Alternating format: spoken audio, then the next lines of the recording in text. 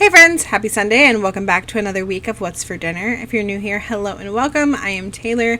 I'm a stay-at-home wife and a mom, and I share these videos every Sunday to hopefully motivate you to cook more for your family and to give you some new meal ideas. Pretty much all of the recipes in this week's video are quick and easy to put together.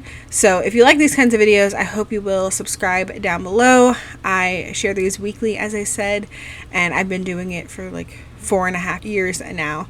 So I've got a whole playlist of meal ideas. If you're interested in that, it'll be linked in the description box. And as always, any recipes that I mentioned will be linked down there in the description box as well. Now let's go ahead and get into this week's What's for Dinner. Friday night we had pot stickers and fried rice. I've shared my fried rice recipe many times, so I will leave that link in the description box down below. But these pot stickers we were trying were new for us. They were the ones from Trader Joe's that I recently picked up. So the instructions on them were a little bit different than the ones I've tried in the past. These ones wanted you to start off by heating up some oil in your pan and then lay your pot stickers in it and let them cook on that one side for about 4 to 5 minutes until they were nice and golden brown. So I checked them. After about 4 minutes, they were nice and golden. So then what it wants you to do is pour in about 1/4 cup of water and immediately cover it with a lid and let them cook for another 4 to 5 minutes until they were soft. You're like steaming them.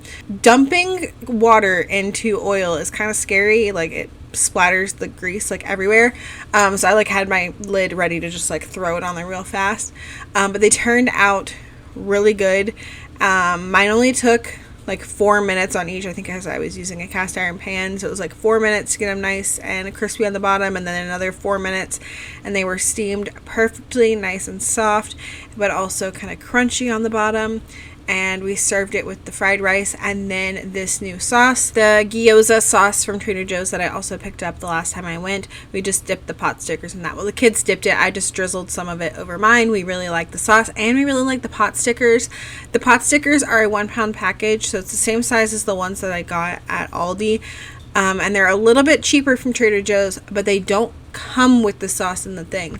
The ones from Aldi do come with a little sauce packet in it, but if you buy this bottle of Trader Joe's, it'll last you quite a while. So yeah, there's that. And both the pot stickers and the sauce were delicious. Saturday night we had a cheeseburger crescent ring. This is a pretty easy recipe that's a family favorite. So I'm starting off by just browning up 1 pound of ground beef, and I usually like to season it with a little salt, pepper, onion powder, and garlic powder, but I was actually out of garlic powder, so I used like a garlic and herb seasoning blend, and it turned out fine.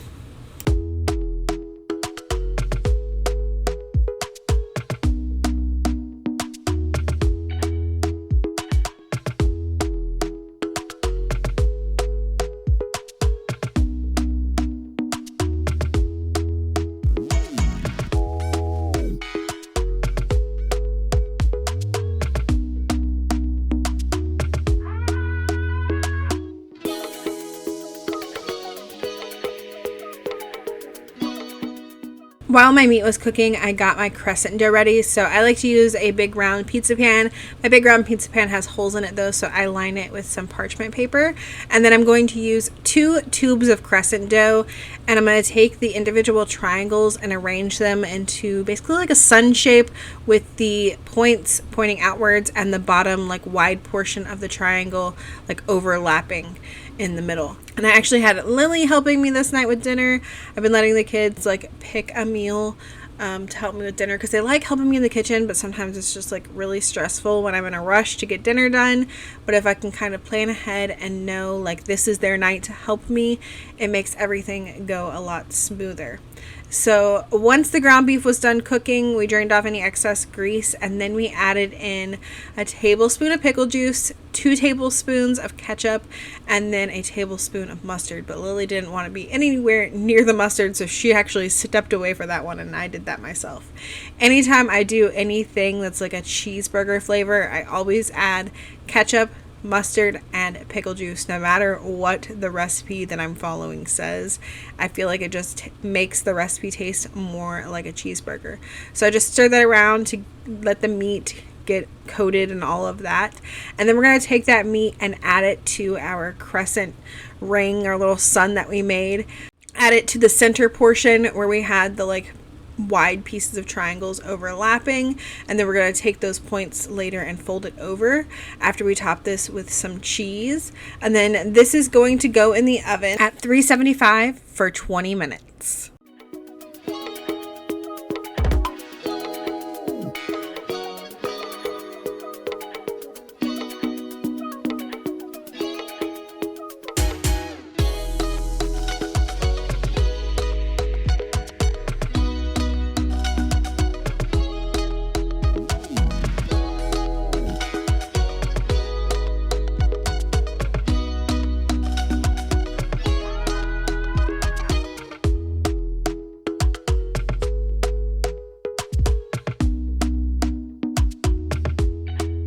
You could top this with like your favorite like cheeseburger toppings. Like I've done lettuce and tomato on it before, but this night we just did some salad on the side for those of us that like salad, and some fresh veggies for Lily.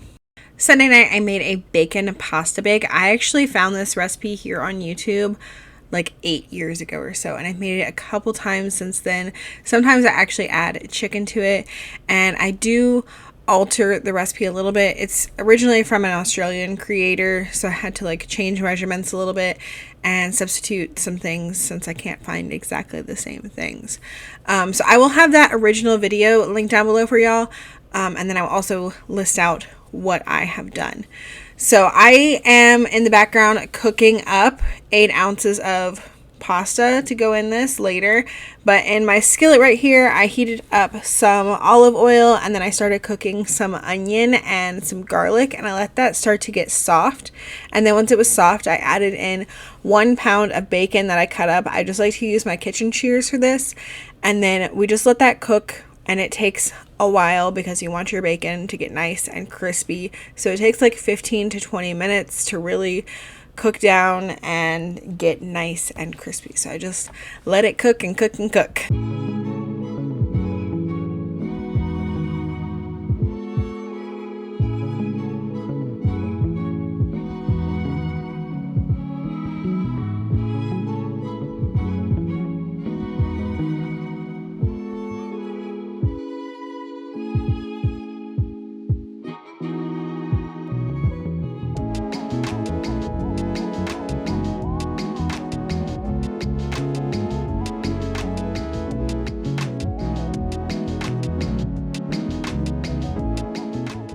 So once I had the bacon as crispy as I wanted it to be, I drained off all of that grease, and then I'm going to return the bacon to the pan along with 1 can of diced tomatoes, 1 can of crushed tomatoes, about 2 tablespoons of tomato paste, about 1 tablespoon of Worcestershire, some salt and pepper, Italian seasoning, and then I mix it all around really well, and then I added in my 8 ounces of cooked pasta. And then once all that was combined, I'm going to transfer this to a casserole dish, and then I got in the casserole dish and topped it with a bunch of mozzarella cheese and then a little bit of parsley, and then this went in the oven on 375 for about 20 minutes. You just want to get that cheese like nice and melted.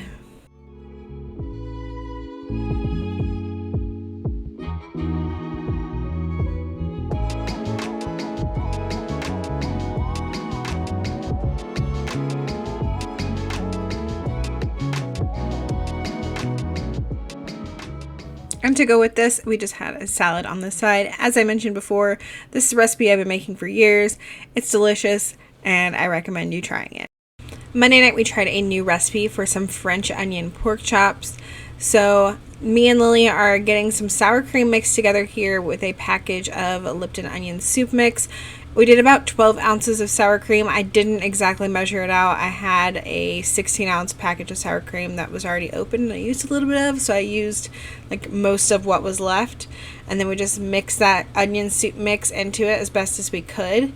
And then in a casserole dish, we've got 8 pork chops. These were actually 4 really thick ones from a Good Chop, and I just sliced them in half so that they were thinner because the recipe we were following called for thin pork chops. So then Lily and I seasoned them up with some salt and pepper and garlic powder on both sides. And then once they were all seasoned up, we spread that sour cream mixture all over the tops of them. And then we put on some of those French fried onions, a whole 6-ounce package of the French fried onions spread over top of the sour cream.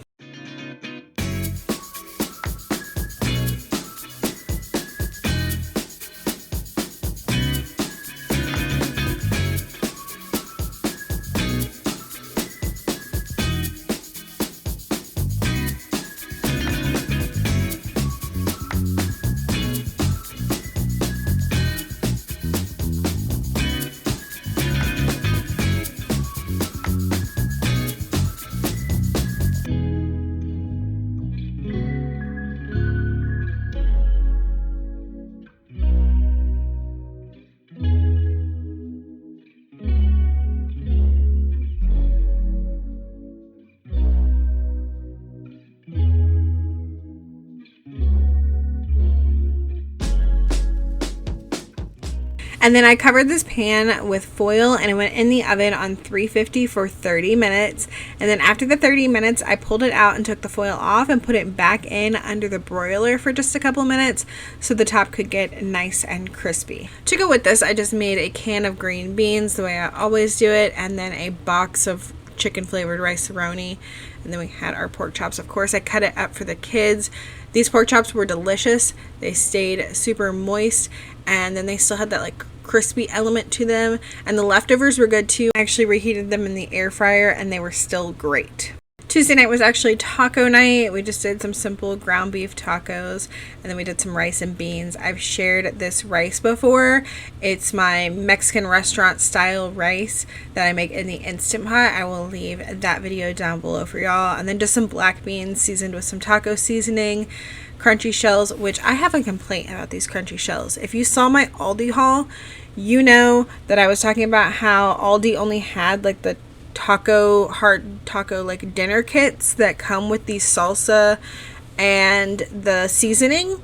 Well, these taco shells are smaller too, so that's kind of a bummer, like even more of a bummer than having to pay more and get the salsa and stuff. But now the shells are even smaller, which is so annoying.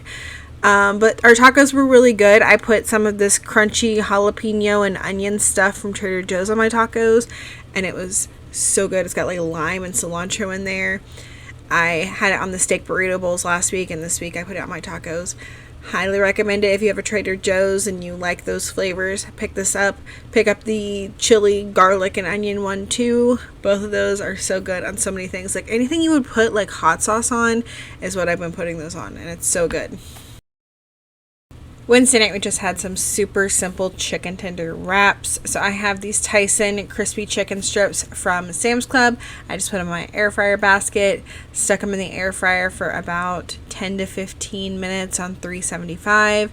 And then when we were done, we assembled our little chicken tender wraps. So I've got a burrito sized flour tortilla here, some cheddar cheese, put on my chicken strip, and then I did some lettuce and some tomato and a little bit of ranch dressing, and that's it. Then I just kind of roll it up.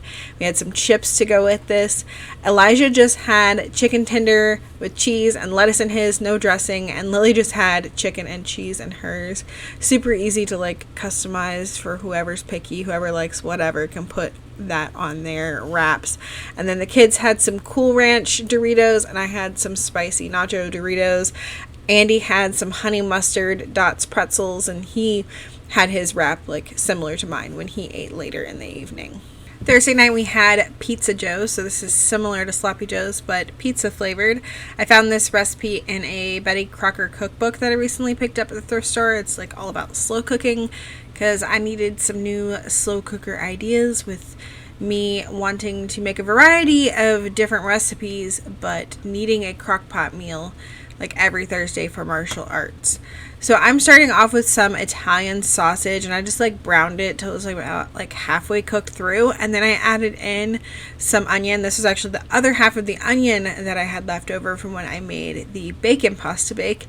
So I added that in along with some chopped up pepper. I had a bunch of like yellow peppers, like the little sweet ones that need to be used up because they were starting to get a little wrinkly. So I just cut those up and threw them in here on a whim.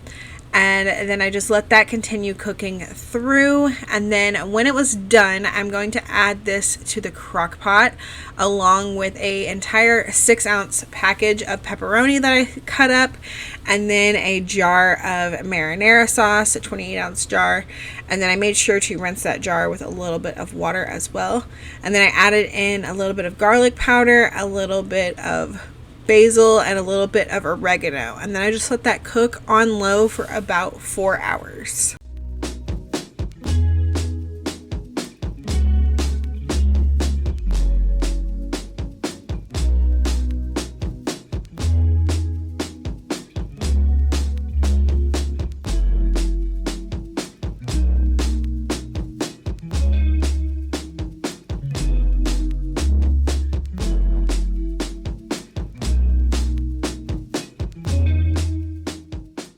So when I got home from martial arts, all we had to do was throw this on some buns, top it with some mozzarella cheese, and then put together a little salad to go with it. This was delicious. I will definitely make pizza joes again. That's something we hadn't tried before. But every time we try like some variation of sloppy joes, we love it. Some of the family members are a little iffy. Like beforehand, they're like, what? I don't know about that. But then in the end, they always end up loving it. But that is going to be it for this week's What's for Dinner. If you made it here all the way to the end, let me know in the comments down below by leaving me a heart emoji. As always, thank you guys so much for watching. If you got any new meal ideas, let me know which ones you plan on trying in the comments down below. I hope you all have a great week, and I will see y'all in the next one. Bye.